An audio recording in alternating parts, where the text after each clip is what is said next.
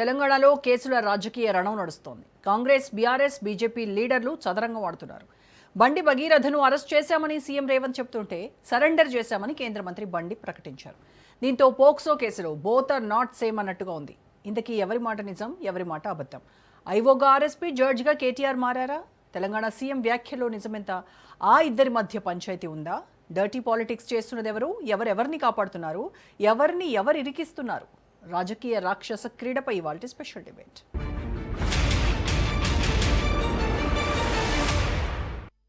ముగ్గురు నేతలు, 3 పార్టీలు, 3 కేసులు. తెలంగాణ రాజకీయ ముఖ చిత్రం ఇది. కేసుల చుట్టూనే రణం నడుస్తోంది. కాంగ్రెస్, బీఆర్ఎస్, బీజేపీ నేతల మధ్య పొలిటికల్ ఫైట్ రాష్ట్ర వ్యాప్తంగా హీటెక్కిస్తోంది. ఆ ముగ్గురి మధ్య నడుస్తున్న ప్రతీకార చదరంగంలో చట్టం, న్యాయం, ధర్మం ప్రశ్నార్థకంగా మారాయి. పాలిటిక్స్లోకి వ్యవస్థలు తలదూర్చాయా, లేదంటే వ్యవస్థలనే నేతలు వాడుకుంటున్నారా అనే చర్చ తెలంగాణలో పెను సంచలనంగా మారింది.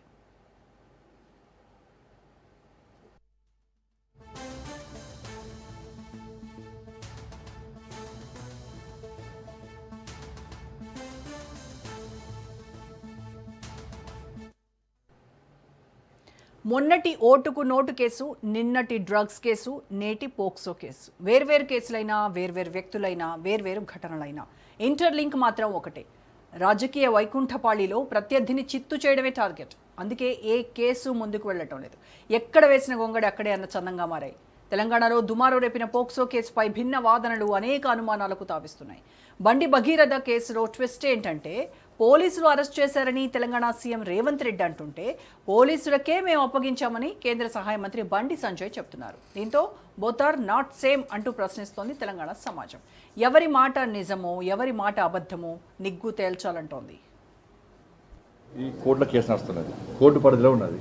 ఒక్కరు గుర్తుంచుకోండి, కన్న కొడుకును ఓ తండ్రి పోలీసులకు స్వయంగా అప్పగించినటువంటి సందర్భం ఏదైనా ఉందా?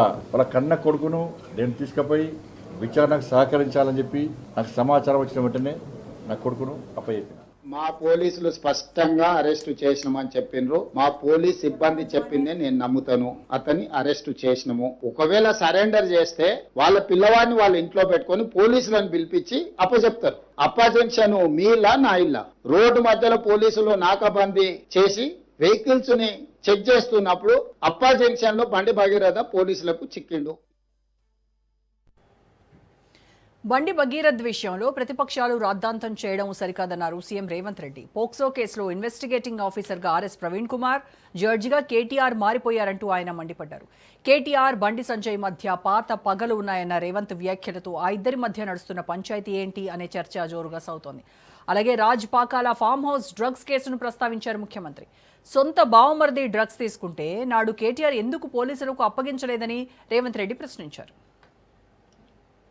బావమార్తి ఫామ్ హౌస్ లో డైరెక్ట్ గా డ్రగ్స్ తీసుకొని దొరికితే ఎందుకో కేటీఆర్ మా బావమార్తిని ఒంగబెట్టి పిల్లలు వాళ్ళ కొట్టండి, పోలీస్ స్టేషన్ లో పోయి కోదండం ఎక్కించండి అని ఎందుకో చెప్పలేదు. మా బావమార్తి దీపావళి పండుగ చేసుకుంటుండు, చిచ్చుపుట్ల బదులు సారా బూట్లు పెట్టుకున్నాడు. మా బావమార్తి బతిపూల బదులు గంజాయి పూలు లేకపోతే కొకేన్ పెట్టుకున్నాడు. మీరు ఎట్లా అరెస్ట్ చేస్తారని బయటకు వచ్చి మాట్లాడిండు కదా. ఈ సిగ్గులేనోడు మరి బావమార్తి ఫామ్ హౌస్ లో డ్రగ్స్ తో దొరికితేనేమో కేసు కాదు, ఇంకో ఎమ్మెల్సీ కోడి పందాలతో దొరికిండు. దాని మీద మరోవైపు రేవంత్ వ్యాఖ్యలకు గులాబీ దళం కౌంటర్ ఇచ్చింది. పోక్సో కేసు నిందితుడిపై క్లారిటీ ఇవ్వాలని డిమాండ్ చేశారు బీఆర్ఎస్ నేత ఆర్ఎస్ ప్రవీణ్ కుమార్. ఓటుకు నోటు కేసు ఉన్నందుకే CM Revanth, central minister Sanjay పరస్పరం సహకరించుకుంటున్నారని ఆయన ఆరోపించారు. బండి భగీరథ అరెస్ట్ అయినప్పుడు పేట్ బషీరాబాద్ పిఎస్కు మాస్క్ పెట్టుకుని అడ్వకేట్ల పహారాలో పోయిందన్న విషయాన్ని గుర్తు చేశారు ఆర్ఎస్పీ. నాకు బెయిల్ కోసం వస్తుందని అనుకున్నా, కానీ బెయిల్ రాలేదు. మా లీగల్ టీం వద్దంటున్నా, ఇంకా మళ్ళీ బెయిల్ వచ్చే అవకాశం ఉంది, వద్దంటున్నా ఇక నేనే సరెండర్ చేస్తున్నా నా కొడుకునని ఆయన్నే అంటున్నాడు. కాబట్టి బండి సంజయ్ గారే ఒప్పుకుంటున్నారు, ఈ నిందితుడు ఎక్కడ ఉన్నాడో నాకు తెలుసు కాబట్టి నేను ఆయనను పోలీసుల ముందర నేను సరెండర్ చేసినా అంటున్నాడు.